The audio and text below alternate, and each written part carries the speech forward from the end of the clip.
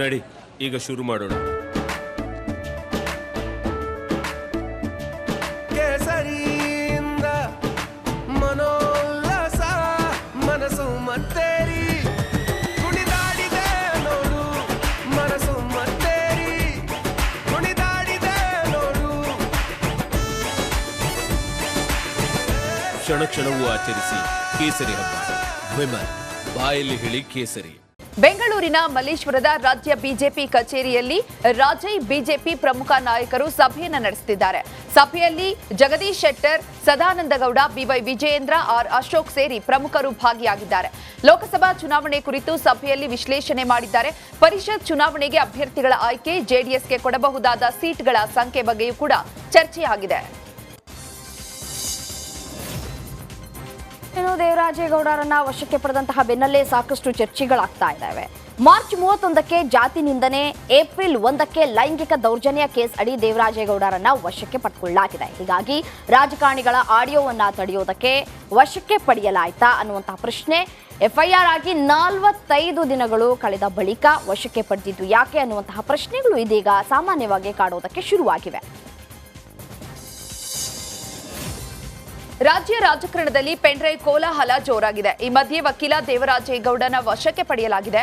ಈ ಬಗ್ಗೆ DCM DK Shivakumar ಪ್ರತಿಕ್ರಿಯೆ ನೀಡಲು ನಿರಾಕರಿಸಿದ್ದಾರೆ. ದೇವರಾಜೇಗೌಡ ಬಗ್ಗೆ ನನಗೇನು ಗೊತ್ತಿಲ್ಲ, ನಾನು ಕಡಪಾಗೆ ಹೋಗ್ತಾ ಇದ್ದೀನಿ, ಕಡಪಾಗೆ ಹೋಗಿ ಬಂದ ಮೇಲೆ ಮಾತನಾಡ್ತೀನಿ ಅಂತ ಹೇಳಿದ್ದಾರೆ.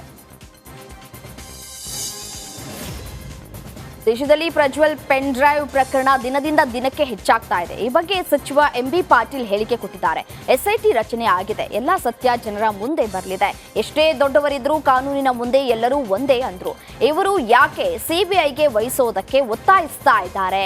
ಸಿಬಿಐಗೆ ಕೊಟ್ಟು ಕ್ಲೀನ್ ಚೀಟ್ ತೀರ್ಮಾನ ಮಾಡಿದ್ದಾರಾ ಅಂತ ಪ್ರಶ್ನೆ ಮಾಡಿದ್ರು. ಬಿಜೆಪಿ ವಾಷಿಂಗ್ ಮಷೀನ್ ನಲ್ಲಿ ಹಾಕಿ ತೆಗೆಯೋದಕ್ಕ ಅಂತ ವಾಗ್ದಾಳಿಯನ್ನ ನಡೆಸಿದ್ದಾರೆ. ಲೋಕಸಭಾ ಚುನಾವಣೆ ಬಗ್ಗೆ ಸಚಿವ ಎಂಬಿ ಪಾಟೀಲ್ ಪ್ರತಿಕ್ರಿಯೆ ನೀಡಿದ್ದಾರೆ. ಖಂಡಿತ ನಾವು 20 ಸೀಟ್ ಗೆಲ್ತೀವಿ.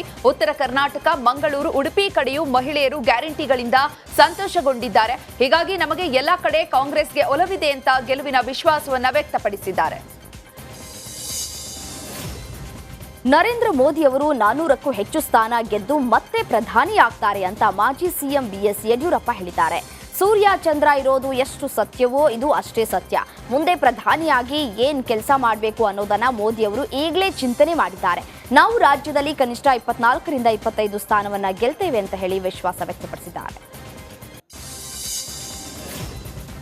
ಜೆಡಿಎಸ್ ಜೊತೆ ಮೈತ್ರಿ ಬಗ್ಗೆ ಮಾತನಾಡಿದ ಬಿಎಸ್ವೈ, ರಾಜ್ಯದಲ್ಲಿ ಜೆಡಿಎಸ್ ಬಿಜೆಪಿ ಮೈತ್ರಿ ಮುಂದುವರಿಯಲಿದೆ ಅಂತ ಹೇಳಿದ್ದಾರೆ. ಮೈತ್ರಿಗೆ ಯಾವುದೇ ಭಂಗವಾಗುವುದಿಲ್ಲ. ವಿಧಾನ ಪರಿಷತ್ ಚುನಾವಣೆಯಲ್ಲಿ ಮೈತ್ರಿ ಇರುತ್ತೆ.